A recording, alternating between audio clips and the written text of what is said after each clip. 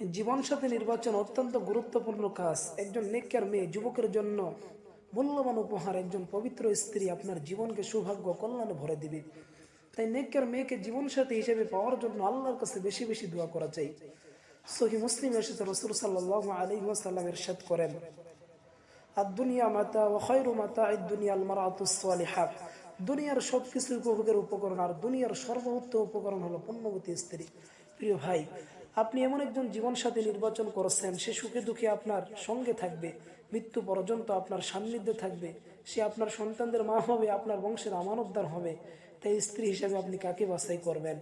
আজকাল নারীদের বেপর্দা চালচলন, বেহায়াপনা, অশ্লীলতা এতই বেড়ে গেছে যে উপযুক্ত মেয়ে খুঁজে পাওয়া বড়ই মুশকিল। শিক্ষা প্রতিষ্ঠানগুলোর কথা ভাবতেই বুক শিরে ওঠে। মেয়ে নির্বাচনের ব্যাপারে রাসূল সাল্লাল্লাহু আলাইহি ওয়াসাল্লামই আমাদের আদর্শ, কৃষি আমাদের কল্যাণ। এই ব্যাপারে তার নির্দেশনায় আমাদের চূড়ান্ত। সহিহ মুসলিম এসেছে, রাসূল সাল্লাল্লাহু আলাইহি ওয়াসাল্লাম বলেন, 4টি বৈশিষ্ট্যের দিকে লক্ষ্য করে মেয়েদের বিয়ে করা হয়: সম্পদ, বংশ, সৌন্দর্য ও দিনদারি। তুমি দিনদারিকে প্রাধান্য দাও, নতুবা ক্ষতিগ্রস্ত হবে। প্রিয় ভাই, 4টি বৈশিষ্ট্যের মধ্যে দিনদারি প্রাধান্য পাবে। দিনদারিকে আসল ধরে বাকিগুলো যতটুকু সম্ভব বিবেচনায় রাখতে হবে। এমন যেন না হয় বাকি সব আছে তো দিনদারি নেই।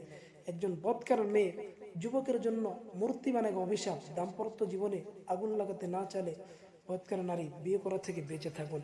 সে নিজের ক্ষতি তো করে, সন্তানরাও তার অনিষ্ট থেকে নিরাপদ থাকে না। আপনার জীবন, আপনার সন্তানদের জীবন দুটোই ধ্বংস হবে।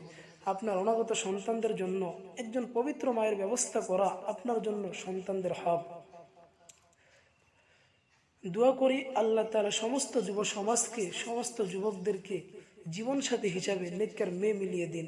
সবার জীবন সুখ শান্তি ও সমৃদ্ধিতে ভরে দিন। আমিন ইয়া রাব্বাল আলামিন।